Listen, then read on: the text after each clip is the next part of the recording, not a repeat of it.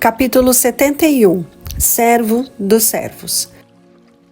Cristo e seus discípulos tinham se reunido para comemorar a Páscoa. O Salvador sabia que havia chegado sua hora. Ele próprio era o verdadeiro Cordeiro Pascual, e no dia em que se comia a Páscoa, ele devia ser sacrificado. Só lhe restavam poucas horas de tranquilidade, e ele queria usá-las em benefício de seus discípulos. A vida de Cristo tinha sido de abnegação de serviço. Não veio para ser servido, mas para servir. Mateus capítulo 20, verso 28.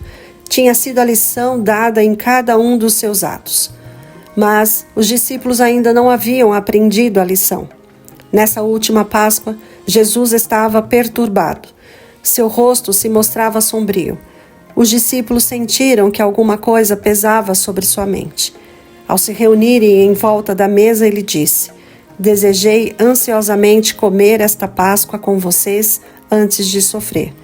Pois eu lhe digo, não comerei dela novamente até que se cumpra o reino de Deus." Recebendo um cálice, ele deu graças e disse: "Tomem isto e partilhem um com os outros, pois eu lhes digo que não beberei outra vez do fruto da videira até que venha o reino de Deus." Lucas capítulo 21, versos 15 a 18.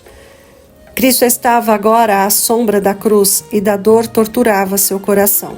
Ele sabia que os discípulos o abandonariam. Sabia que seria posto para morrer pelo mais humilhante processo infligido aos criminosos.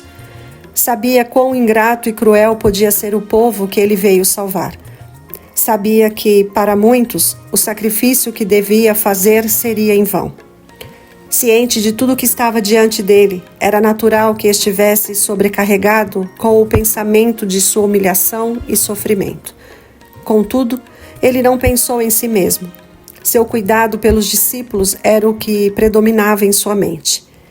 Nessa última noite, Jesus tinha muito para dizer a eles, mas viu que não podia suportar tudo aquilo. Ao ver os seus rostos, as palavras se detiveram em seus lábios. Houve alguns momentos de silêncio. Os discípulos estavam inquietos. Os olhares que deram uns aos outros revelavam ciúme e conflito. Houve uma discussão entre eles acerca de qual deles era considerado o maior. Essa contenda causou tristeza e mágoa a Jesus. Cada um deles ainda aspirava à posição mais alta no reino.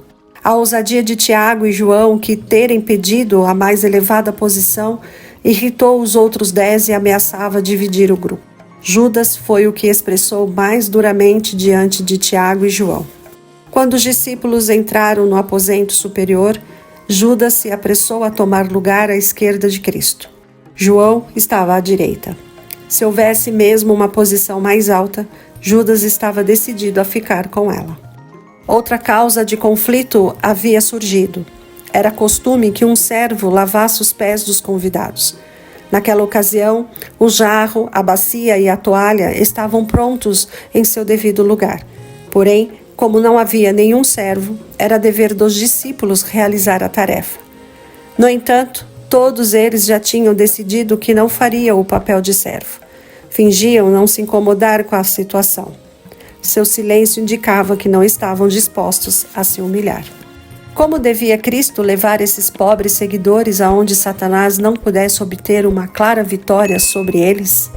Como poderia mostrar-lhes que meramente professar serem seus discípulos não fazia deles discípulos? Como poderia acender o amor no coração deles e fazer com que compreendessem o que ele desejava falar? Jesus esperou por um tempo para ver o que eles fariam. Então, ele, o Divino Mestre, se levantou da mesa. Deixando de lado a capa que poderia restringir seus movimentos, pegou uma toalha. Em direção aos discípulos, eles esperavam para ver o que aconteceria. Depois disso, derramou água numa bacia e começou a lavar os pés dos seus discípulos, enxugando-os com a toalha que estava em sua cintura. João, capítulo 13, verso 5. Esse ato abriu os olhos dos discípulos. Uma amarga vergonha encheu o coração deles e passaram a ver-se com nova luz. Cristo deu a eles um exemplo do qual nunca se esqueceriam. Seu amor por eles não era facilmente perturbador. Ele tinha plena consciência de sua divindade, mas havia deixado de lado sua coroa real e tomado a forma de servo. Um dos últimos atos de sua vida na terra foi se vestir como servo e fazer o papel de servo. Antes da Páscoa, Judas tinha tomado as providências para entregar Jesus nas mãos dos sacerdotes e escribas. Os discípulos nada sabiam sobre as intenções de Judas. Somente Jesus pôde ler seu segredo, mas não quis expô-lo. Sentia por ele a mesma preocupação demonstrada por Jerusalém ao chorar sobre a cidade condenada. Judas sentiu o poder de atração do amor de Jesus. Quando as mãos do Salvador estavam lavando aqueles pés empoeirados e enxugando-os com a toalha, o coração de Judas palpitava com o impulso de confessar seus pecados. Entretanto, não estava disposto a se humilhar. Endureceu o coração contra o arrependimento, e os antigos impulsos o controlaram outra vez. Judas ficou ofendido com o ato de Cristo lavar os pés de seus discípulos. Se Jesus foi capaz de se humilhar daquela maneira, pensou ele, então não podia ser o rei de Israel. Depois de vê-lo ser rebaixado em sua maneira de pensar, Judas confirmou sua decisão de negar a Jesus e admitiu ter sido enganado. Possuído por um demônio, resolveu completar o trabalho que havia concordado fazer, trair seu Senhor. O grande milagre, corações transformados. Ao escolher seu lugar à mesa, Judas tratou de ficar na posição principal, e Cristo, como servo, o serviu primeiro. João ficou por último, mas não considerou isso como repreensão ou motivo para ficar ofendido. Quando chegou a vez de Pedro, ele exclamou atônito: Senhor, vais lavar os meus pés? João, capítulo 13, verso 6. A condescendência de Cristo lhe partiu o coração. Ele se encheu de vergonha ao pensar que nenhum dos discípulos estava fazendo aquele serviço. Você não compreende agora o que estou lhe fazendo. Cristo disse. Mais tarde, porém, entenderá. Pedro não pôde suportar ver o seu Senhor, o Filho de Deus, desempenhando o papel de servo. Todo o seu ser se rebelou contra aquela humilhação. Com grande ênfase, ele exclamou: Não, nunca lavarás os meus pés.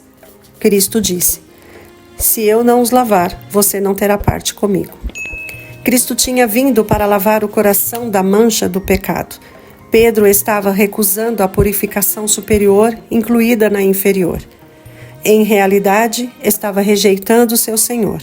Não é humilhante para o Mestre que lhe permitamos atuar para nos purificar. Pedro renunciou ao seu orgulho. Separar-se de Cristo teria sido como a morte para ele.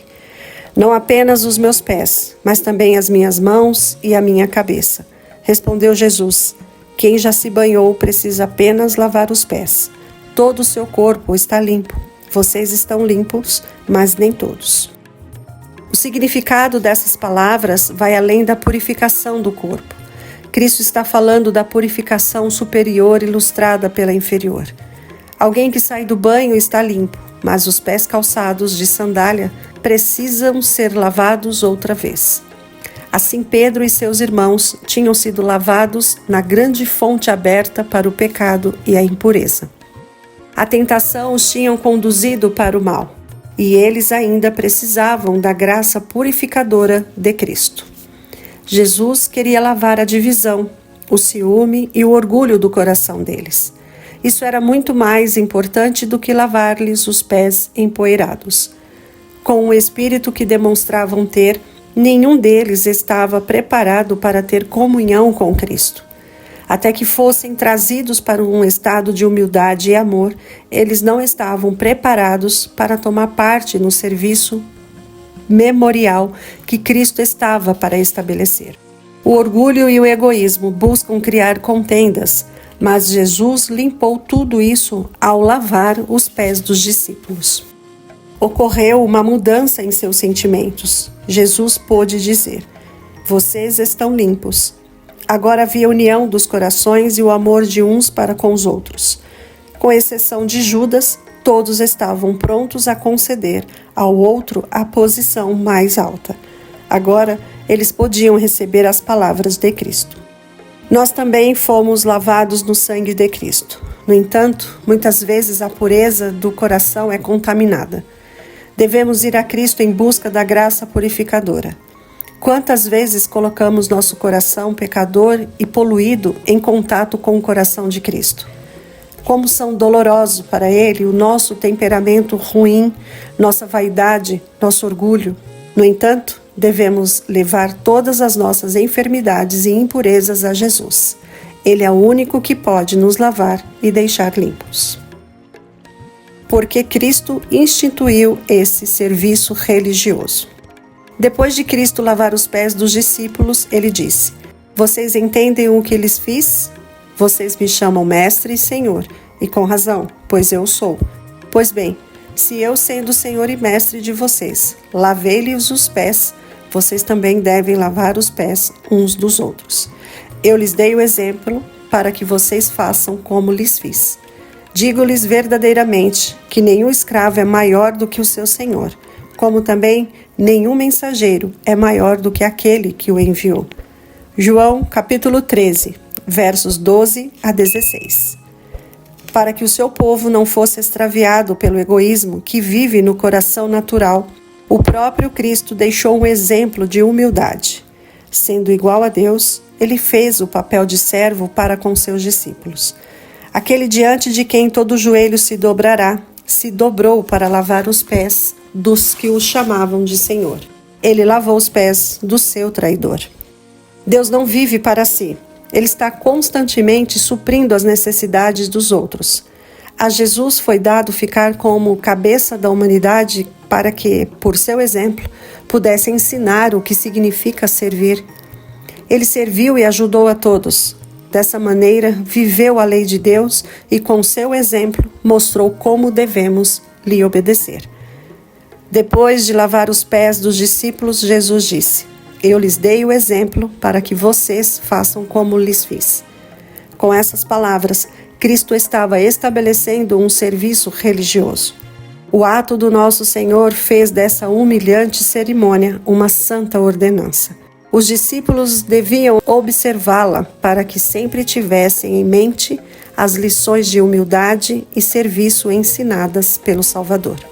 Essa ordenança é o preparo designado por Cristo para o serviço da Santa Ceia. Enquanto nutrimos o orgulho, a divergência e a luta pela supremacia, não estaremos preparados para receber comunhão do seu corpo e seu sangue. Portanto, Jesus indicou que se observasse primeiramente o memorial de sua humilhação por nós.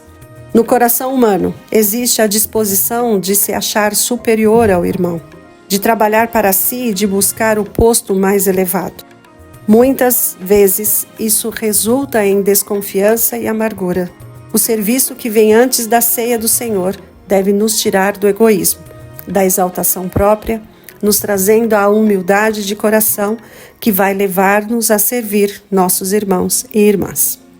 O santo vigia do céu está presente para fazer dessa ocasião um momento para um exame de consciência, convicção do pecado e certeza do perdão dos pecados.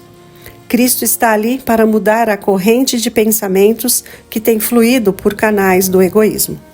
Ao nos lembrarmos da humilhação do Salvador por nós, uma cadeia de lembranças vem à nossa mente. Lembranças da bondade de Deus e da atenção e carinho dos amigos terrestres. Lembrando-nos das bênçãos esquecidas e dos atos de bondade ignorados. Defeitos de caráter, deveres negligenciados, ingratidão, frieza, tudo isso vem à memória. A mente fica fortalecida para derrubar toda barreira que tem causado divisão.